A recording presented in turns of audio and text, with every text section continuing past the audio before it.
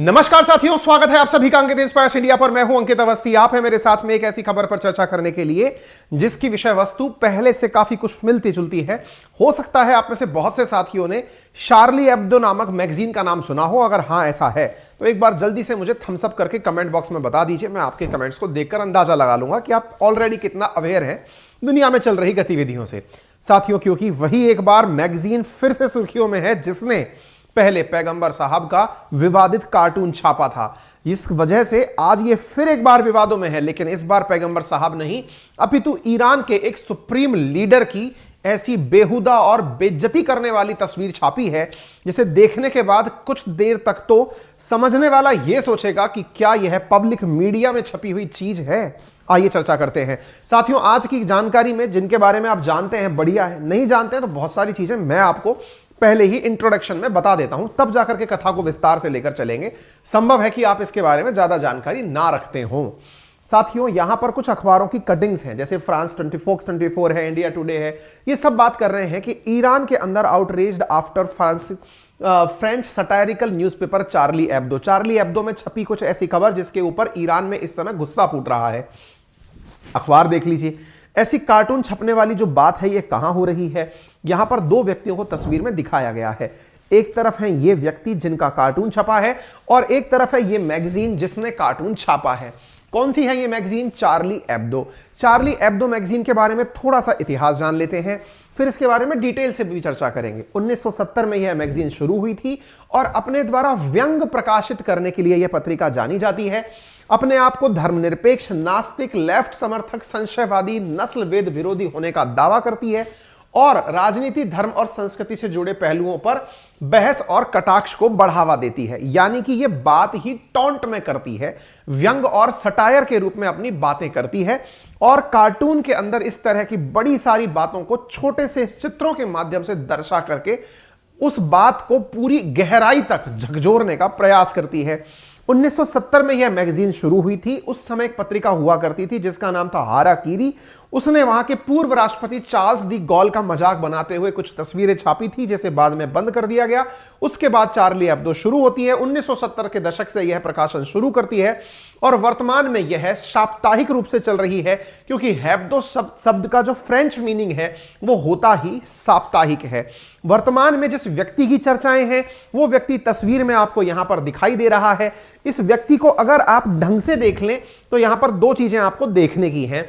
पहला, यह व्यक्ति कितना प्राइम है इस बात का अंदाजा आप इससे लगा सकते हैं कि जितने भी ईरान के टॉप कमांडर्स हैं वो इनके सामने सलामी की मुद्रा में खड़े हुए हैं।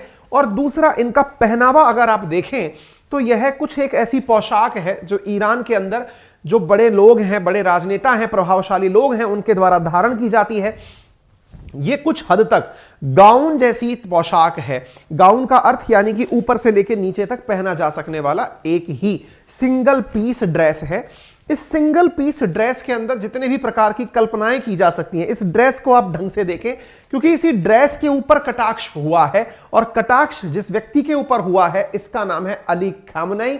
अली खामनेई इस समय सुप्रीम लीडर है ईरान का, इससे ऊपर कोई नेता नहीं है। यह राष्ट्रपति से भी ऊपर पद का व्यक्ति है, यानी कि यह वो व्यक्ति है जिसके एक साइन पर ईरान में कानून बनते और बिगड़ते हैं। यही वो व्यक्ति है जिसके चलते हुए ईरान के अंदर धार्मिक कट्टरता आई। यही वो व्यक्ति है जिसके चलते ईरान में आज ना जाने 400 से अधिक महिलाओं को फांसी दी जा चुकी है, सैकड़ों लोग जेलों में बंद हैं और जिसकी शुरुआत महसा अमीनी से हुई थी। आपको याद होगा ईरान के अंदर महिलाएं हिजाब ना पहनने के लिए लगातार प्रोटेस्ट कर रही हैं और उसके समर्थन में इसके खिलाफ एक फोटो छापा गया है। यह जो व्यक्ति अली खामनेई है यह धार्मिक शिया नेता है और यह शियाओं का गढ़ ईरान में लीडरशिप में सर्वोच्च नेता है। इसी के कहने पर ईरान के अंदर धार्मिक रीति रिवाजों की पालना होती है। इसी के ऊपर एक विवादित तस्वीर छपी है। अब आप तस्वीर को समझ जाएं तो पर्याप्त है। एक तस्वीर ना जाने कितना कुछ कहती है। यह रहा खामनेई। अली खामनेई को महिलाओं के द्वारा अपने बुर्के उतार, अपने हिजाब उतार करके अपने हिजाब से उत्पन्न हवा से इसे बेशर्म करते हुए इसके कपड़े उड़ाते हुए और यह व्यक्ति अपनी इज्जत बचाते हुए दिखाया गया है। यह चार्ली एब्दो में छपी वो तस्वीर है जिसके बाद ईरान आग बबूला हो गया है कि ईरान की महिलाओं ने, ये केवल एक कार्टून नहीं है साथियों, हमने खुद ने अपने द्वारा इसकी मर्यादा को रखते हुए केवल आप तक केवल वही तस्वीरें दिखाई हैं जो हम अपने सेशन में दिखा सकते हैं। समटाइम्स हमें लगा कि इस चीज को दिखाना उचित है या अनुचित है, लेकिन जिसको लेकर विवाद हो चुका है वो तस्वीर ये है जिसमें महिलाएं अपने हिजाब को उतारकर, कटे बालों को हाथ में लेकर अपने द्वारा उत्पन्न हवा से इसके कपड़ों को उड़ाकर इसे बेइज्जत कर रही हैं। और इस व्यक्ति की बेइज्जती का असर यह हुआ कि इस व्यक्ति के ऊपर ईरान पूरा निर्भर करता है। इसी के चलते ईरान में धार्मिक कानून चलते हैं और इसकी वजह से आप यहां पर जो ईरान के द्वारा आया हुआ स्टेटमेंट है आप उसे देख सकते हैं। यहां पर लिखा गया है कि we will not allow the French government to step over its carpet, they have definitely chosen the wrong path. उन्होंने निश्चित ही गलत रास्ता चुन लिया है, ऐसा जिस व्यक्ति ने कहा है वो ईरान का विदेश मंत्री है। विदेश मंत्री ने कहते ही ईरान के अंदर तुरंत फ्रेंच एनवॉय को समन कर दिया गया, बुला करके उसे धमका दिया गया कि तुम्हारे यहां की मैगजीन में ऐसा क्यों छापा गया है। उस व्यक्ति ने तुरंत आकर के कहा कि हमारे देश में अभिव्यक्ति की आजादी है और उसी अभिव्यक्ति की आजादी के ऊपर बहुत बार बहुत से देशों से हमने दुश्मनी ली है। अगर आप एक बार और नाराज हो जाएंगे तो क्या फर्क पड़ेगा, क्योंकि हमारी इस देश की चार्ली एब्दो मैगजीन ने केवल आपसे ही नहीं 1.2 बिलियन दुनिया की जो मुस्लिम आबादी है इससे भी पंगा लिया था जब पैगंबर साहब का कार्टून विवादित छापा था। यह वो मैगजीन है जिसने अपने कर्मचारियों को गोली लगने के बावजूद भी उस पैगंबर का जो विवादित कार्टून है उसे पुनः प्रकाशित किया और अपनी अभिव्यक्ति की आजादी को बचाकर रखा। तो बोले तुम क्या कहोगे हमसे, हमें कोई फर्क नहीं पड़ेगा। खैर, इसमें जो किरदार इस समय सुर्खियों में आ चुका है वो है अली खamenei। संभव है आप में से कुछ लोग उसे गूगल करके जानकारी जुटाने की मेहनत करें, मैं आपका यह काम आसान कर देता हूं। आसान करने के लिए आपको मैं आज एक ऑडियो बुक सजेस्ट कर रहा हूं। मेरे कहने पर आप में से बहुत सारे साथियों ने ऑलरेडी कुकू एफएम का सब्सक्रिप्शन ले लिया होगा जो कि प्ले स्टोर पर अवेलेबल है, और अगर आपने अभी तक नहीं लिया है तो आप इसका सब्सक्रिप्शन ले सकते हैं। साथियों, असल में इस खamenei की कहानी को अगर जानना है तो आपको यह कहानी सुननी चाहिए ईरान वर्सेस इराक से। इराक के अंदर सद्दाम हुसैन हुआ था और ईरान के अंदर अली खamenei हुआ था। इराक को वो अलग दिशा में ले गया जिसकी वजह से वहां पर उसको अमेरिका ने आकर मारा। ईरान के अंदर अली खamenei हुआ जिसे मारने के लिए अमेरिका लगातार प्रयास कर रहा है। यह शियाओं का सुप्रीम लीडर बन गया। ईरान और इराक की क्या टसल थी इसे आप जाकर के इस ऑडियो बुक में सुन सकते हैं। ऑडियो बुक का मतलब है इस एप्लीकेशन पर आप जाएंगे, किताब के अंदर जो भी कंटेंट है आप उसे सुन पाएंगे ईयरफोन लगाकर या स्पीकर पर मोबाइल पर चलाकर। यह एप्लीकेशन पर उपलब्ध है।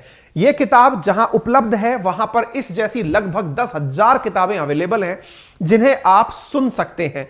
सुनने की कीमत भी पे करनी होती है, लेकिन इतनी कम कीमत जो शायद 2 रुपए प्रतिदिन से भी कम है। जी हां साथियों, आपको नव वर्ष के प्रथम माह पे ये 10,000 किताबें मात्र 49 रुपीज में उपलब्ध कराई जा रही हैं। आप यहां पर जब जाएं तो मेरी फेवरेट 2 किताबें भी सुने, जिसमें से रिच डैड पुअर डैड और लिव लाइक बिल गेट्स यहां पर बेहतरीन किताबों के रूप में सुनी जा सकती हैं। किताबें सुनने का जो आनंद है वो आपको इस बात से मिल सकता है जहां आप एक और किताब खरीदने पर हजारों रुपए खर्च करते हैं, वहीं उन किताबों को आप एक बेहतरीन अदाकारी के साथ बोलते हुए सुनते हैं और आप अपने कामों को करते रहते हैं। फिर चाहे ड्राइव करना हो, चाहे आपके नोट्स बनाना हो, या फिर आपको प्रॉपर तरीके से स्लीप मोड में उन्हें सुनना हो। तो अभी जाइए, यूज माई रेफरल कोड अंकित 50 और जाकर के इस कोर्स को आप 1 माह के सब्सक्रिप्शन को मात्र 49 रुपए में प्राप्त कर सकते हैं।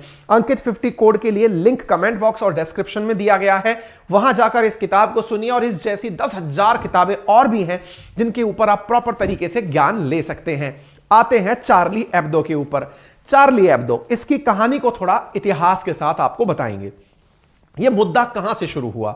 साथियों, इस मैगजीन ने इस पूरी घटना को अंजाम देने से पहले यानी केवल एक कार्टून छाप करके बेइज्जती नहीं की, कार्टूनों की बारिश कर दी है। बारिश कैसे? साथियों असल में दिसंबर के अंदर चार्ली एब्दो ने एक विज्ञापन छापा। क्या विज्ञापन था? विज्ञापन था कि हम एक प्रतियोगिता आयोजित कराने जा रहे हैं। उस प्रतियोगिता के अंदर जो रिजल्ट्स होंगे वो 4 जनवरी 2023 को प्रकाशित किए जाएंगे। क्या प्रतियोगिता है? बोले ईरान के अंदर महिलाओं को हिजाब पहनने से रोकने के लिए जो प्रयास किए जा रहे हैं, या हिजाब जबरदस्ती जो पहनाया जा रहा है, महिलाएं जो हिजाब नहीं लगाना चाहती, ईरान की सरकार धार्मिक कट्टरता के चलते जो जुल्म ढा रही है, उन्हें अगर कोई भी व्यंग्यकार या फिर कार्टूनिस्ट अपने द्वारा बहुत ही कम शब्दों में और बहुत ही उत्तम चित्रों के साथ यदि व्यक्त कर सकता है तो उनकी तस्वीरों को हम प्रकाशित करेंगे और उन्हें उपयुक्त पुरस्कार दिया जाएगा। यह विज्ञापन निकाला गया दिसंबर के माह में। जी हां साथियों, दिसंबर के महीने में यह विज्ञापन निकाला गया और 4 जनवरी को साथियों इसका रिजल्ट आया। आपको जानकर आश्चर्य होगा, इसका हैशटैग चलाया गया था, हैशटैग मुल्लाज गेट आउट। ध्यान से देखिए कितना सटायरिकल तरीके से यहां पर टारगेट करके ईरान के लिए जो लाइन लिखी गई, हैशटैग मुल्लाज गेट आउट। यहां पर ये जो लाइन लिखी गई, इसके आधार पर यहां पर हजारों से ज्यादा इन्हें एक साथ मतलब वो धमकियों भरे कॉल आने लगे, लेकिन उसके बावजूद इन्होंने 300 से अधिक चित्र जो हैं वो छांट लिए।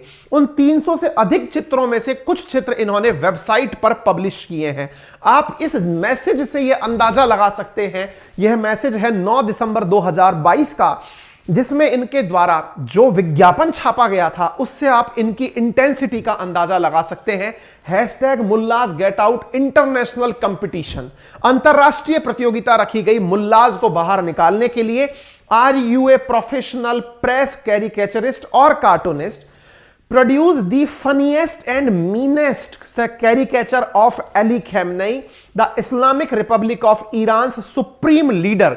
इनके सुप्रीम लीडर के बारे में यदि आप कोई भी पत्र प्रकाशित कर सकते हैं, तस्वीर दिखा सकते हैं, तो आप बना करके दिखाएं, ये यहां पर डिमांड किया गया था। ठीक है, अब जब यह तस्वीर प्रकाशित करने की कहा गया, आपको मैं बता दूं कि यह मसला असल में क्या है जिसके लिए अली खamenei को ट्रोल किया जा रहा है। इसके ऊपर मैंने ऑलरेडी आज से 3 महीने पहले एक सेशन किया था जिसमें बताया था कि ईरान के अंदर एक महिला है जिसका नाम है महसा अमीनी, जिसे इसलिए फांसी दे दी गई थी या फांसी की जगह उसको प्रताड़ित करके असल में पुलिस के द्वारा मार दिया गया था। वो क्यों? क्योंकि वो महिला अपने ऊपर हिजाब नहीं लगाना चाहती थी पुलिस के द्वारा, क्योंकि ईरान के अंदर जिस प्रकार के कानून हैं वो कानून यह अलाउ नहीं करते कि महिलाएं बिना हिजाब के रह सकें। और इस कारण से यहां पर तब से लगभग 3 महीने से महिलाओं के द्वारा, इवन पुरुषों के द्वारा भी लगातार विरोध प्रदर्शन चल रहे हैं और महिलाएं एंटी हिजाब प्रोटेस्ट को आगे बढ़ा रही हैं। महिलाओं के द्वारा अपने बाल काटे गए, तस्वीरें वायरल की गई, बालों को जलाया गया, हिजाब को जलाया गया, कहा कि केवल महिलाओं को ही पाबंदी में क्यों रखा जाए। और इस प्रकार की विचारधारा का जो प्रणेता था वो प्रणेता खुद अली खamenei था।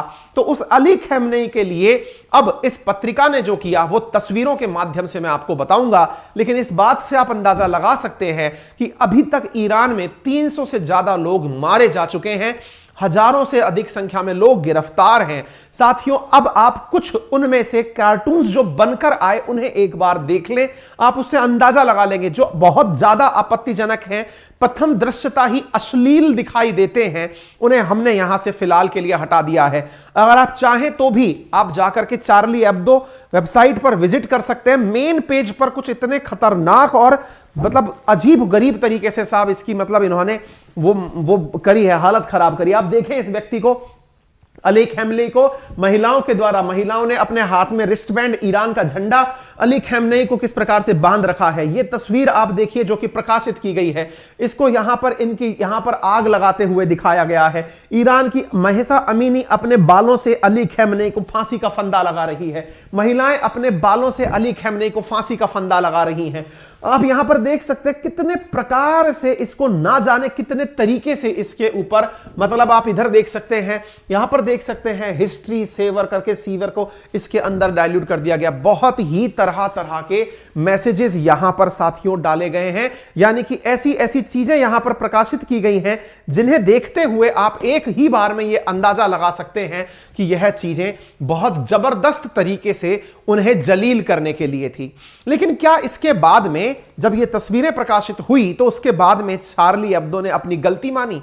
जवाब है नहीं। शार्ली एब्दो ने कहा है कि हमने ईरान में जो हो रहे प्रदर्शन हैं उनकी सच्चाई दिखाने का प्रयास किया है और यह प्रदर्शन क्यों हो रहे हैं, इसके पीछे जो कारण है उन्हें दुनिया के सामने लाने का प्रयास किया है। तो लोगों के अंदर सवाल बना कि असल में अली खamenei कैसे जिम्मेदार हुआ, तो इसका थोड़ा सा इतिहास इस बहाने हम आपको बताते हैं।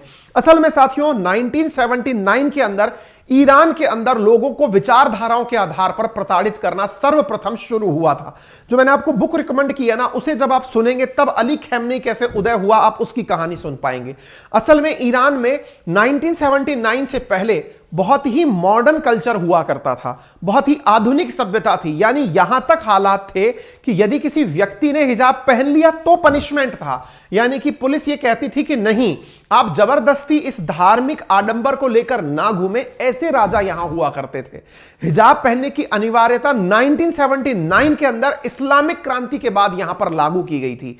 1939 के अंदर यहां रजा शाह ने कश्फ-ए-हिजाब कानून लागू किया था, यानी कोई भी महिला अगर हिजाब पहनेगी तो पुलिस उसे उतार देगी। आप इससे अंदाजा लगा सकते हैं कि महिलाओं को बंदिशों में रखने की आवश्यकता नहीं है। समाज के अगर किसी को बंदिश रखनी है तो पुरुष अपनी सोच पर रखे, पुरुष अपनी नियत पर रखे, लेकिन आधी आबादी दुनिया की महिलाओं को पाबंदी में क्यों रखना चाहती है, यह तर्क रखते हुए यहां का राजा विचार करता था। 1941 में शाह रजा के बेटे हुए मोहम्मद रजा, उन्होंने शासन संभाला और कश्फ-ए-हिजाब पर तो रोक लगा दिया, लेकिन महिलाओं से कहा कि आपकी जो पसंद है आप वो ड्रेस पहने, अगर आपको हिजाब लगाना है लगाएं, नहीं लगाना है ना लगाएं। 1963 में मोहम्मद रजा ने महिलाओं को वोट देने का अधिकार दिया और संसद के लिए महिलाएं भी फिर चुनी जाने लगी। 1967 में ईरान के अंदर पर्सनल लॉ में भी सुधार किया गया, जिससे महिलाओं को बराबरी के हक दिए गए।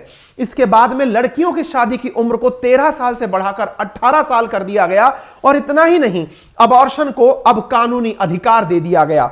पढ़ाई के अंदर भागीदारी को महिलाओं को रोल दिया गया। 1970 के दशक तक ईरान की यूनिवर्सिटी में लड़कियों की हिस्सेदारी 30% तक थी। इससे आप अंदाजा लगा सकते हैं। लेकिन फिर क्या था, 1979 में शाह राजा पहलवी को देश छोड़कर जाना पड़ा। ईरान के अंदर इस्लामिक रिपब्लिक हो गया। शियाओं के धार्मिक नेता यही अयतुल्लाह रहमुल्लाह खamenei, यह ईरान का सुप्रीम लीडर बन गया और ईरान दुनिया में शिया मुसलमानों का गढ़ बन गया। और जैसे ही गढ़ बना, जो अभी तालिबान में हो रहा है, बिल्कुल ऐसा ही ईरान में 1979 में हुआ और महिलाओं के अधिकारों को कम कर दिया गया। महिलाओं के अधिकारों को कम करने के बाद में यह आज का जो स्टेटमेंट अली खamenei पर है वो इसीलिए निकल कर आता है। साथियों, बात की जाए शार्ली एब्दो के बारे में तो थोड़ा सा जान लीजिए। यह वो मैगजीन है जिसने पहले का पैगंबर साहब का भी कार्टून छापा था और कार्टून छापने के कारण इसका दुनिया भर में विरोध हुआ था। कहानी वर्ष 2015 की है।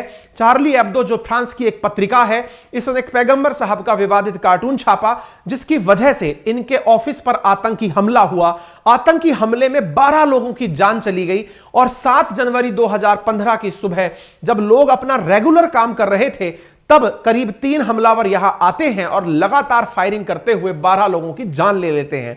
लेकिन साथियों, एक बार के लिए यह प्रयास किया इसलिए गया था कि एक बार यदि ऐसी गोलीबारी हो गई तो लोगों में भय का माहौल बन जाएगा और फिर शायद इस प्रकार की मैगजीन में ऐसी सटायरिकल चीजें नहीं छापी जाएंगी। लेकिन साथियों, हुआ इसका बिल्कुल उलट। पूरी दुनिया शार्ली एब्दो के साथ आकर खड़ी हो गई। जो जहां देखे अपने हाथ में तख्तियां लेकर खड़ा हो गया और मैं भी शार्ली कह करके लोग अपने साथ में तख्तियां लेकर चलने लगे। हर जगह एक ही लाइन, दैट इज मैं भी शार्ली। इस प्रकार का एक बड़ा प्रोटेस्ट हुआ और इस बड़े प्रोटेस्ट में फ्रांस का यह मानना था कि जिसकी जो अभिव्यक्ति है उसे रोकना नहीं जा सकता। लोग उसके पक्ष में आकर खड़े हो गए। पत्रिका रुकी नहीं साथियों, और इसके बाद में जो गुनहगार थे उनको तो सजा दी ही गई, और 2020 में यह मैगजीन फिर से जब दोबारा उठ खड़ी हुई तो फिर से पैगंबर साहब की एक बार विवादित तस्वीर छाप दी। हालांकि उसके बावजूद भी एक टीचर को एक कट्टरपंथी के द्वारा इसलिए मार दिया गया क्योंकि उसने बच्चों को एक बार पैगंबर साहब की विवादित तस्वीर दिखा दी थी। लेकिन यह मैगजीन नहीं रुकी और इसने फिर से वो विवादित तस्वीर छापी, और जब दोबारा इसे छापा तो पूरे मुस्लिम वर्ल्ड में इसका विरोध हुआ। आप इससे अंदाजा लगा सकते हैं दुनिया भर में विरोध हो रहा था। इमानुएल मैक्रोन डटकर शार्ली एब्दो के साथ फ्रांस में खड़े हुए थे। साथियों, जहां तहां दुनिया भर के अंदर मुस्लिम लोग थे, जहां जहां मुस्लिमों के देशों में फ्रांस की एम्बेसी थी, वहां पर पदार्थों का, वहां पर गुड्स का बायकॉट किया गया, लेकिन फ्रांस नहीं हिला। दुनिया भर में इमानुएल मैक्रोन के झंडे के खिलाफ मतलब प्रदर्शन किया गया, पुतले जलाए गए, फ्रांस के झंडे फूंके गए, और जितना ज्यादा हो सकता है फ्रांसीसी सामानों का बायकॉट किया गया। बांग्लादेश में लगभग 50,000 लोग प्रोटेस्ट में इकट्ठे हुए। 2000 लोग से ज्यादा लोग इंडोनेशिया के अंदर फ्रांसीसी दूतावास के बाहर खड़े हुए। इंडिया के अंदर भी कई शहरों में प्रोटेस्ट हुए। इतना ही नहीं, इमरान खान के द्वारा तो बकायदा दुनिया से इमरान खान ने तो उस समय फेसबुक तक से यह लिख करके कहा कि लोग इस्लाम को लेकर जो डर अपने मन में रख रहे हैं उसे फेसबुक कम करने का प्रयास करे, इस्लामोफोबिक जो कंटेंट है उसे हटाए। अर्थात यदि किसी टीचर का कत्लेआम हो गया है, इस्लाम के कट्टर व्यक्ति ने किसी टीचर को इसलिए मार दिया क्योंकि उसने यह बता दिया था कि पैगंबर साहब का यह कार्टून था, तो आप ऐसी चीजों को फेसबुक पर ना दिखाएं। साथ ही यदि कोई आतंकी जाकर के चार्ली एब्दो के ऑफिस पर इसलिए गोली चला दे, तो इस प्रकार से लोगों में जो इस्लाम के प्रति डर है उसे मिटाने का आप काम करें। इसकी वजह से इमरान खान की काफी मौकरी हुई। लोगों ने मजाक इनकी काफी इस बात पर बनाई कि किस इस्लामिक फोबिक स्थिति को तुम दूर करना चाहते हो। यदि कोई व्यक्ति खिलाफ किसी के कुछ बोल रहा है, उसका मुंह बंद कराने के लिए तुम आतंकी हमले करा दो, तो ऐसी स्थिति में इस्लामोफोबिक कौन है और किस प्रकार से अपनी चीजों को लेकर कोई डर रहा है, इसे लेकर काफी बहस छिड़ी। साथियों, दुनिया भर में फ्रांस के खिलाफ, ये पाकिस्तान की तस्वीरें हैं जहां पर फ्रांस के खिलाफ गजब तरीके से प्रोटेस्ट किए गए। ईरान भी पीछे नहीं था, सऊदी अरब भी पीछे नहीं था, जहां जहां मुस्लिम रहते हैं, सूडान, कोई पीछे नहीं।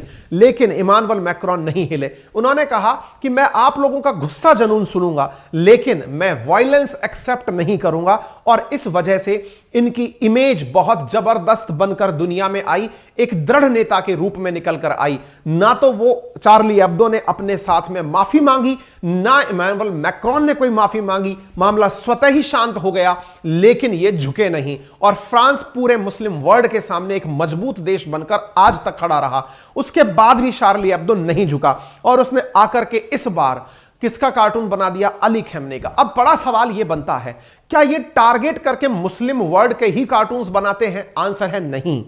चार्ली एब्दो के द्वारा जिस भी प्रक्रिया पर कोई भी कटाक्ष करना है, आप सोचिए, फ्रांस के अंदर होते हुए क्वीन एलिजाबेथ जो कि ब्रिटेन की सुप्रीम लीडर हैं, ये उनका कार्टून बना सकते हैं। आप इधर देखें, इन्होंने क्वीन एलिजाबेथ का कार्टून बनाया और जो मतलब इनकी बेटे की बहू है उसके पीठ पर छुरा घोंपते हुए इनको दिखाया, घुटने के बल दबाते हुए, मतलब घुटने से दबाते हुए तस्वीर इन्होंने प्रकाशित करी कि मर्केल जो है उनको ये, मेगन मर्केल जो है इनको ये जीने नहीं देना चाहती। इस प्रकार से ये तीनों लोग हैं, ये मतलब इनका राजघराना है, इसकी इन्होंने मौकरी बनाई। इतना ही नहीं, ये इंडिया की भी मौकरी बना चुके हैं, इंडिया की भी मजाक बना चुके हैं। जब इंडिया में ऑक्सीजन का क्राइसिस हुआ तब इन्होंने अपनी एक इमेज बनाई जिसमें लिखा कि 33 मिलियन गॉड्स, 3.5 करोड़ तुम्हारे यहां पर दई देवता हैं और वो ऑक्सीजन प्रोड्यूस नहीं कर रहे हैं।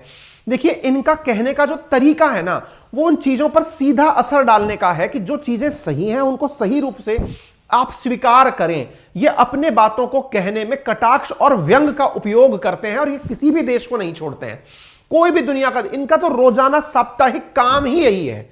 लेकिन इस साप्ताहिक काम में समटाइम्स जब जब मुस्लिम वर्ल्ड को ये छूते हैं तब तब प्रोटेस्ट के लिए लोग सड़कों पर उतर आते हैं।